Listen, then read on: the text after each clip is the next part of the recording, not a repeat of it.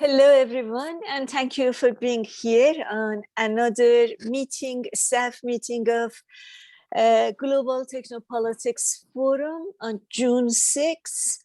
And let's start the session with Jennifer. Jennifer, you wrote a very interesting paper. Thank you very much. Do you want to talk about it? Yes. So, I think it's almost ready to go. I've been waiting for Mara's feedback. We were going to meet today about it, but she just emailed me that she's sick. But basically, it's about colonial pipelines attack and how it might, in the future, shift global norms, revolving around critical infrastructure attacks between states, because traditionally, it really only happened if a state's in a clear hegemonic position or if it's an act of retaliation. And I just felt that the colonial pipelines attack was so major, caused such a disruption, and kind of revealed what was really possible in a critical infrastructure attack that blindsided a country, especially because DarkSide, the group that did it, had really no intention of apparently causing mayhem. So I just thought, if this was not a purposeful attack, what would happen if it were purposeful? So I wrote this paper just to kind of implications and things to watch out for in the future that could indicate a change in the norms. And yeah, I've been waiting to kind of get the go ahead from Mara, but I do think it's close to ready to be published, especially because the further we get away from it, the more and more other hacks are happening, and I want to move on and cover those, and I don't want all this work to go to waste. So I'd love your feedback on that. Good. It's awfully good work, it really is. And it also is an interesting illustration that even ransomware, which we think of as sort of a lesser category, can be really very damaging, huh? Yeah. It needs a bit of editing. As I was reading, yes. I noticed one more reading would be good in your part. But if you're meeting with Maura, wait for her feedback, and then, maybe she needs some more changes. But I agree with you. It's a very good paper, and I think it's ready to go. So it's going to be next few days, I think you would finish. And it's very good paper, Jennifer. Thank you. Okay. And I like the argument. So I'll speak with her about that and then try to get edits to you in the next few days. Sure. So we can get going. Okay. Yeah. Thank you. So next, I think we go to Dan, because Dan also wrote an article about the current hack. Dan? I'm sure Dan is with us. Is he? No, sorry. No? Oh, strange. Okay. Yeah. Dan also wrote a very interesting article about the latest hack. So, and I think Jennifer and Dan should have a communication. Maybe you want to add a few lines from his article, Jennifer. You have access to his article. Maybe you want to say something about the latest hack as well. But later on, when he's writing his white paper, maybe you guys should collaborate on that one as well. But right now, for your article, I would add a line or two from, about this latest hack, and you can get all info on his article. Okay, sounds good. Yeah, so next we go to Leo. Yep, hi everyone. Hi. Hi. Yeah, just Echo and I are continuing on our 5G white paper. On my part, I just kind of edited and added a few parts to the infrastructure section, which I think is about 1/3 of the paper. And we're close to finishing that part. But we definitely need some feedback from Mara. Echo herself did some research on a bit more on IoT, which I think will be even more fleshed out when we talk to Michelle.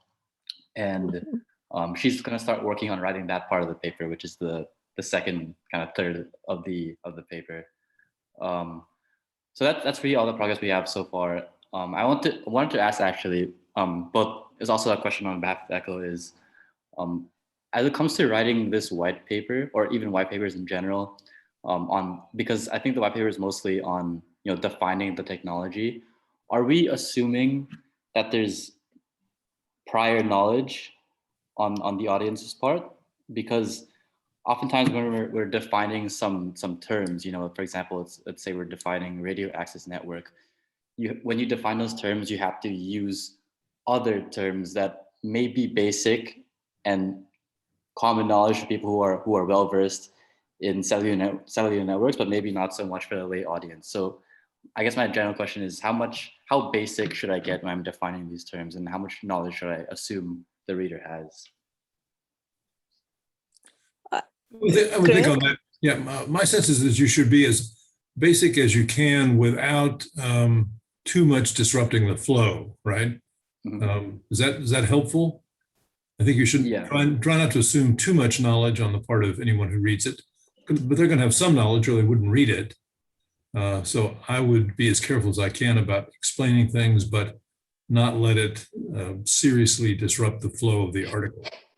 Okay. I suggest use hyperlink. So the people who have the knowledge will pass over it, and people who don't have the knowledge would have access to some kind of explanation. It could be a pop-up kind of information, but whatever you do, I think hyperlink would help you a lot, because that way, yeah, if anybody wants explanation, would click, and anybody who doesn't just pass over it. You could create a page at the end or at the beginning explaining all the terms, and then hyperlinking to those. I think that would make your paper far more accessible, because I join a lot of places like board and things, and it's very irritating because they send you something, an article or some kind of proposal with the assumption that everybody knows all the terms, and it's what looks very basic to them may not be basic to somebody who is just starting. So I think it's really good to be, as Greg said, as basic as possible. Any comment from anybody on that? Yeah, I just had maybe a quick comment sort of following on that, and that is that I think all acronyms also should be spelled out in entirety, because you know, if I give just a simple example, IP, that's used in the high-tech industry to mean internet protocol most of the time, but it could also refer to intellectual property, right? So especially when these things are used in a somewhat similar context, it can get a bit confusing. So just to make sure that everyone is very clear about what's being described, I think it makes sense to spell out acronyms and be very rigorous about that. Yeah, I agree. It's a nice point. Yeah. So is Firuze here? I can't see Yes. people. Yeah, okay, Firuze. So yeah, we had back and forth conversation on the title for Lebanon paper. I had a conversation with Greg. We agreed with you, but let's everybody to hear your argument. Well, it's the place is clearly collapsing, and I just saw the World Bank report, World Bank reports, and the word sinking is clearly in the title. And the French foreign minister went there and it called it the Titanic without the music. So I felt comfortable putting that word in there. So, but yeah, up to you guys. I think it's a good thing to kind of drive the point home that this is an urgent situation. This is not just like an ordinary default on loans. This is a systemic problem. It goes back, and like, hello everybody, all hands on deck. Yeah, we agreed actually. Once we read it, I had a conversation with Greg, we both said. And what about the other headings in the document? Are you comfortable with the other headings, or do you think you want to change some of those, make them more interesting? Actually, Maura changed a couple of them. So the final thing that you have in your hand are with her input. So so I just left it now as it is. So up to you. All right. So you're happy with those headings, right? Yeah. Okay. All right. So table of content. Are you? I send you a document. Is that document helpful? I shall send you that. So I will do that today and send it to you. Yeah. All right. Thank you very much. So I think, Greg, probably by tomorrow it will be ready for you to write a forward for it or something. Okay. And we take it from there. So that paper is ready. So next we go to, and thank you very much, Firuze. So next we go to Anna. Anna, would you like to talk about your work this week?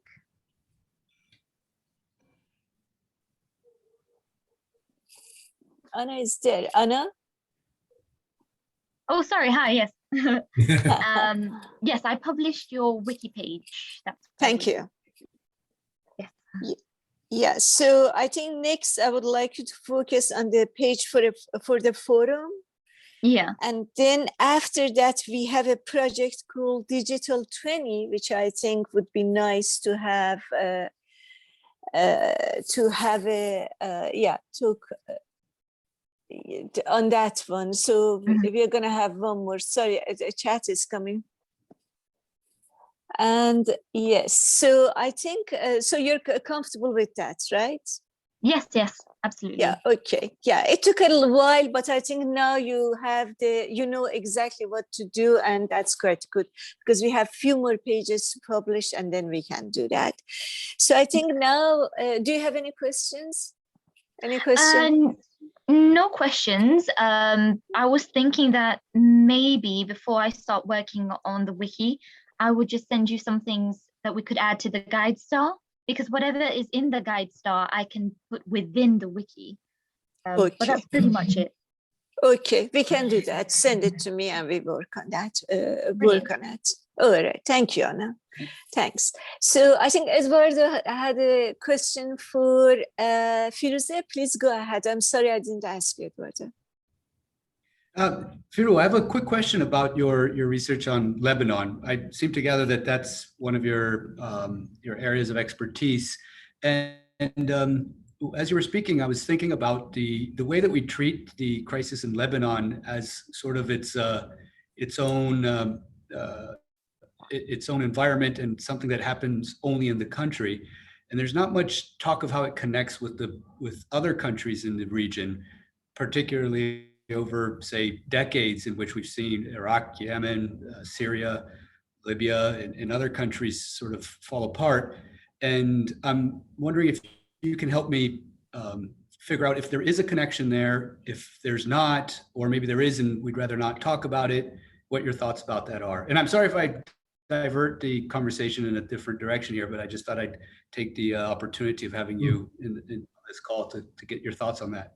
No, we didn't on this a paper. We didn't look at the connection with other ones unless the country was directly involved with Lebanon in terms of their sectarian government and the sort of like the setup of the government in terms of the Shia, Sunni, and the Christians, which kind of like naturally divides the interest between the Saudis, the Iranians, and the West. So it's kind of like it's like a natural setup that makes them beholden to these three poles of power.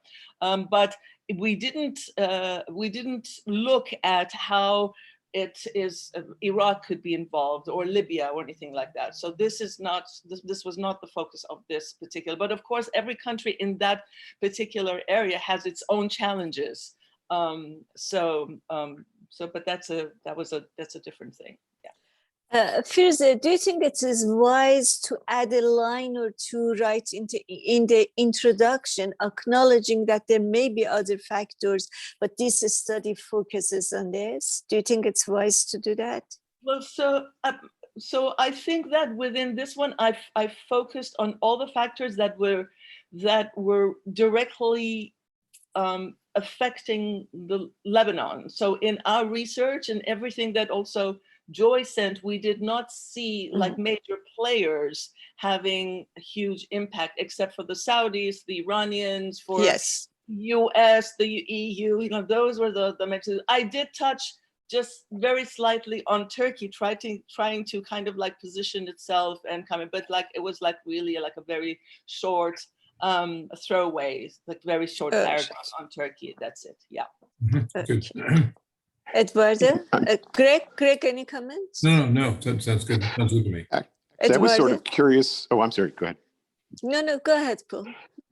No, I mean, if not a look at the influence of other countries that are either tangential or somehow involved in Lebanon for whatever reason, I wonder if there's any value to looking at comparison to the Palestinian situation, because the deck chairs are sort of shifting in the whole region about who's aligned with who and where the money is going. And as far as support for for Lebanon. I wonder if there's any connection between strategy and policy there, and whether the situation in Palestine and Gaza gives any insight, or serves as any sort of reference point.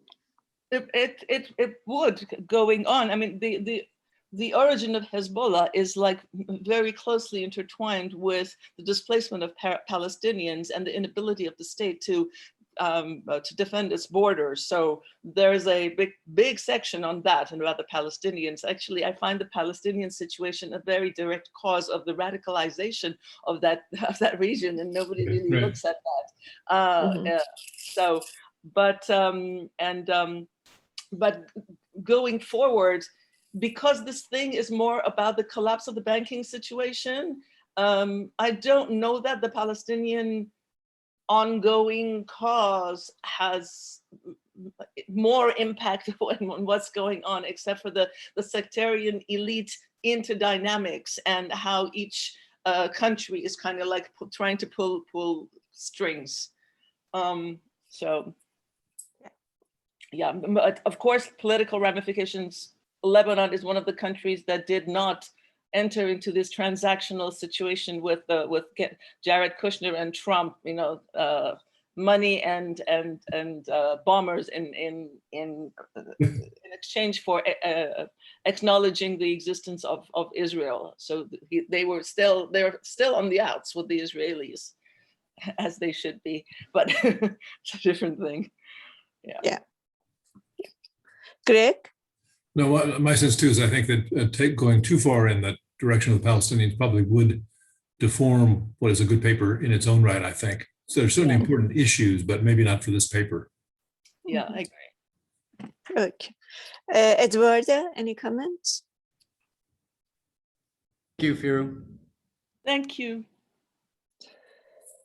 Okay, so I think Dan is now joined us. Dan, do you want to talk about your paper this week? Yeah, definitely. Sorry for showing up late. I've been kind of having a hectic week, moving all my stuff back home and traveling around.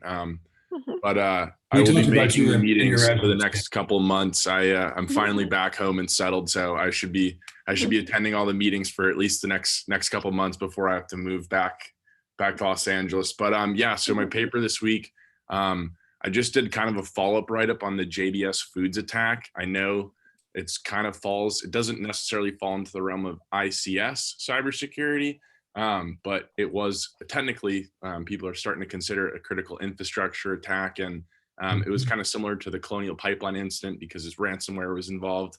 And it just was kind of a fascinating attack for me because reading kind of what's been published by JBS in their media statements and what some of the, some of these like system security firms have put forward is that it looks like JBS actually it looks like they've kind of followed the advice that some of these private industrial security firms have put forward, and they responded to this attack really well in a way where they were able to recover in probably 4 days, and they protected their core systems.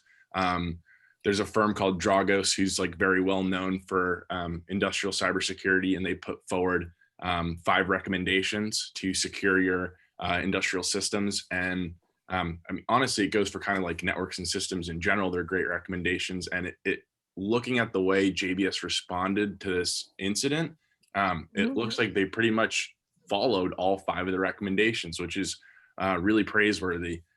So that's what I wrote about. On the ICS white paper front, I've kind of hit a standstill. I'm just kind of waiting for some response from Professor Godinez, and we're going to try to work on some things. I think this week I'm going to take Kai's section because I haven't heard from him, and kind of split it down to what I want that I think is ICS specific. My section is pretty much done except for one part that I may get rid of, and hopefully we'll have that pretty ready to go for you guys by the end of next week or next meeting. Yeah. Very good. Great. Very good. No, the JBS piece was really nice. Nicely done. And Thank you. that's going to be published then. I will publish it probably today or tomorrow. I try to do it today if I could find time. But yeah, that's a good, and I like the fact that, you know, whenever there is a serious attack, you write a small piece about it. I think it's a very good idea. Yeah, well, there's And definitely a lot of fascinating stuff happening. So it's definitely enjoyable to at least be able to write about it. yeah, and in fact, it would be good that everybody, you know, in whatever paper you're writing, if there is something special is happening, to write just a few paragraphs about it for our news section. Like, you know, Leo, you could write it about 5G. Jennifer already wrote a very interesting article, but all of you could write a few lines, you know, whenever it's something that you gained expertise during your internship here. So yeah, I think we spoke. Tui, do you want to talk about your work? I didn't see any report from you. I'm sorry. Last week I was in the meeting. There's this stuff that came up in my school. It's called Erasmus, student transfer program, and I needed to make some interview with some schools in Europe. And it's taking my time a lot. So I don't have a kind of time to like come up with something that's solid or concrete for now. So part of it, but because of the week, I'm going to come up with something. And so I have the blueprints with me, bro. So sit down and have myself organized. It's just a major issue, bro. Before the week runs out, in the course of the new week, I'm going to come up with something meaningful for next meeting. I'm sorry for no problem. Yeah.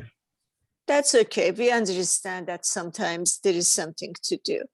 So I think everybody has spoken. Is there anything anyone wants to discuss? Pari, I can give a quick update on the book. I added another 10 publishers to the list of publishers. So I'm at a total of 16 university presses that I've sent it out to. I've gotten a few courtesy replies, all saying that they'll let me know between 8 to 12 weeks whether the project will be picked up. So I'll wait.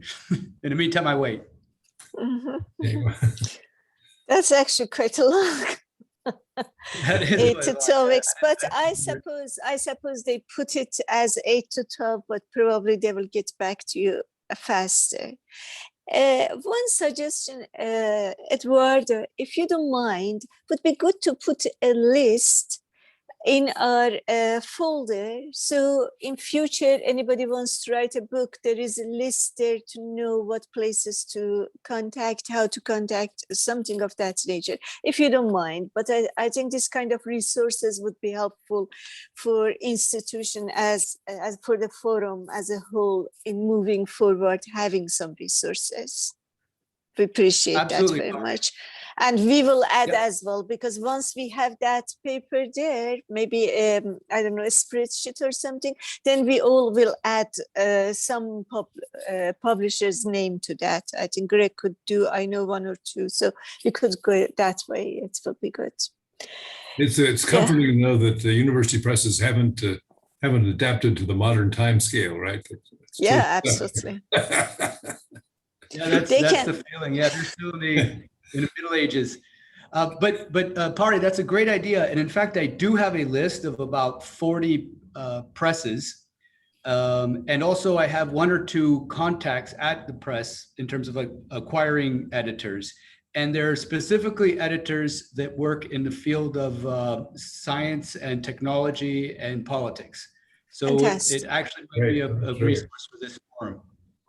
Yeah, I create a folder, actually. I put the folder there for resources, and I think we can put this sort of thing there, because I think it will be good to do it also for media outlets. So, those of you who write something and, we want to give it to media, we will have some connections and things that would help.